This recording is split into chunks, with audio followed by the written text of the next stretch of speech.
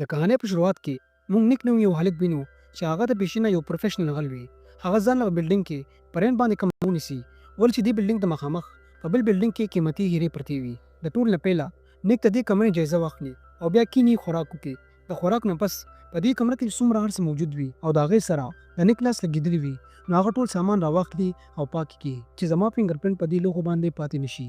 د دې نه پس نیک په پاڼه باندې څه ولیکي او د کمرې د کړکۍ نه بهر راوځي او د دروغو د خودکشي کولو ناټک جوړ کړي. په دې کې د لاندې نه یوه ښځه نیک وویني او هغه چغې شروع کړي چې په هغې سره هلته کې ګڼه جوړه شي او څه خلک پولیس ته اطلاع هم ورکړي. دراصل کې دا خودکشي کول او د بلډینګ نه ځان غورځول د نیک یو پلان دی ولې چې نیک د مخامخ بلډینګ نه هغه قیمتي هیرې پټول غواړي.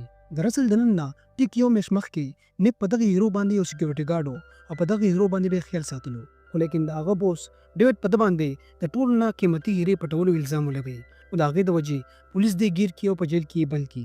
نیک د ځان د بېګناه ثابتولو ډېر زیات کوشش وکړي خو لیکن د هغه یوه خبره هم څوک ونه مني او هغه ته بد رد وایي او د خلکو په نظر کې د نیک مکمل حیثیت ختم شي. په دې سره نیک ډېر زیات خفه شي او هغه دا قسم وکړي چې په هر طریقه وي نو زه به دا هیرې پټوم او خلکو ته به ځان بېګناه ثابتوم. دې نه پس نیک یو پلان جوړ کړي. د نیک پلار د دروغو ځان مړ کړي او د نیک ملګري چې هغه په پولیس کې وي او د هغه نوم میک وي هغه نیک ته ووایي چې ستا پلار مړ شوی دی. نو پولیس دې روان کړي او د خپل پلار لیدو له یې بوځي. کله چې دوی هلته ورسي نو د نیک نور چې د هغه نوم جوی وي هغه د خپل ورور ته ووایي چې زما پلار د ستا د لاسه مړ شوی دی. که چېرته تا ته غلا نه وه کړې او ته جیل ته نه وې تللی نو زما پلار به نه وي مړ شوی.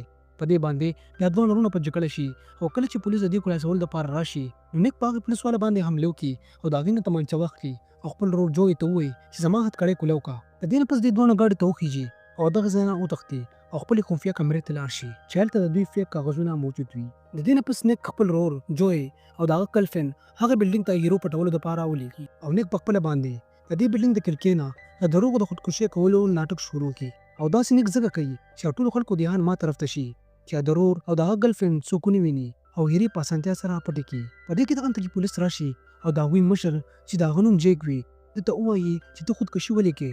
نو نیک دغه افسر ته ووایي چې زما بوس ډیوډ په ما باندې د دروغو د هیرې پټولو الزام لګولی دی او هغه هیره اوس هم زما بوس ډیوډ سره موجود ده او زما بوس په ما باندې دا الزام ځکه لګولی دی چې هغه ته د حکومت طرف نه دغه هیرې په بدله کې ډېر زیاتې پیسې میلیو شي. بل طرف ته نیک په غوږ کې خفیه مایک پټ کړی وي او د خپل ورور مدد هم کوي. هغوی د بلډینګ ته راکوشي خو لیکن هغې ته د کوزېدو لار نه وي نو هغوی د بم بلاست په ذریعه باندې دې چت کې سورۍ کول غواړي. نو نیک د دروغو د دې بلډینګ نه د غورځېدو کوشش شروع کړي چې په هغې سره دغلته ټول خلک چغې وهل شروع کړي او د بم بلاست اواز څوک هم ونه لري او هغوی دغې کمرې ته ښکته کوشي. د ټول نه پیله دوی کیمرې مخې ته فیک تصویران ولګوي چې دغلته کې ناست خفیه ایجنټانو ته دې پته ونه لګي خو لیکن په دې کې اچانک د دوی نظر په سینسر باندې ولګي خو دغه سینسر د وجې دوی دواړه ډېر په اسانتیا سره ګیرېدی شي.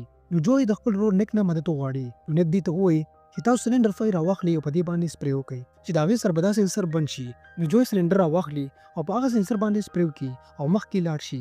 دې نه پس کله چې دوی د هیرې والا کمرې دروازه کولاوي نو نیک چې وګوري نو هغې بلډینګ طرف ته پولیسان روان وي. نو نیک د دغه پولیسانو دپاره د جیب نه پیسې راوباسي او په هوا کې یې ونولي چې د هغې سره دغه ډېر زیات خلک راجمع شي او پولیسانو ته هغه بلډینګ ته رسېدو کې لږ ټایم ولګي. کله چې دا پولیس هغه بلډینګ ته ورسي نو جوی او د هغه ګرلفرینډ د مخکې نه پټ شوي وي. کله چې د پولیس مشر د هیرو کتلو دپاره د هغې دروازې نه پاسورډ ورکړي نو د جوی ګرلفرینډ هغه پاسورډ په لاس باندې ولیکي او کله چې دغه ځای نه پولیس لاړ شي نو دوی دغه دروازه کولو کې چې په هغه کې ډېرې زیاتې قیمتي هیرې پرتې وي لیکن چې دوی کومه هیره ګوري هغه پکې نه وي. د دوی نیک سره رابطه وکړي نو نیک دوی ته د پلان بي باره کې ووایي. د دوی د پلان بي مطابق د بلډینګ سکیورټي الارم شروع کړي چې د هغې سره د نیک بوس ډیوډ ډېر زیات ویریږي او راشي او هغه قیمتي هیره د بلې خفیه کمرې نه راواخلي او د ځان سره یې په جیب کې کیږدي. دې نه پس ډیوډ خپل افس ته روان شي خو لیکن کله چې هغه خپل افس ته ورسي نو هلته کې جوی او د هغه ګرلفرینډ مخکې نه موجود وي.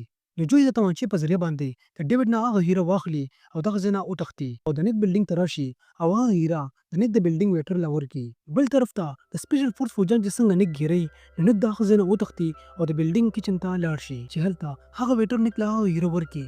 د دې نه پس نیک د بلډینګ چت ته وخیږي خو هلته یې پولیسان د څلورو واړو طرف نه ګیر کړي او دې د وجې نیک پولیس ته ځان حواله کړي. په دې کې ډیوډ هم راشي او هغه نیک ته ووایي که چېرته دغه هیره ماته واپس نه کړه نو زه به ستا ورور جوی مړ کړم. نو نیک د مجبورۍ نه هغه هیره ډیوډ ته حواله کړي. دې نه پس ډیوډ خپل سکیورټي ګارډ ته ووایي چې دا دواړه ورونه مړه کړه خو په دې کې اچانک د نیک ملګري هلته راشي او هغه سکیورټي ګارډ ولي. دې نه پس نیک چې کله ښکته وګوري نو ډیوډ دغه ځای نه تښتي نیت د بلډینګ د سر نه د سکیورټي ټیم په فون باندې راپټوپ کی او ډیوډ راګیر کی او هغه نه هغه هیره واخلي او پوره دنیا ته یې وښایي او ځان بې ګناه ثابت کی. د دې نه پس پولیس ډیوډ گرفتار کی او د نیت نه معافي وغواړي او هغه پرېږدي. د دې کهانۍ نه موږ دا سبق ملو شو چې دروغجن انسان څومره هم طاقتور وي خو لیکن جیت به همیشه د رښتیني انسان وي.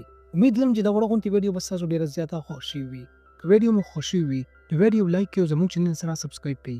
بېلابېل به په یو بل ویډیو کې د الله په امان.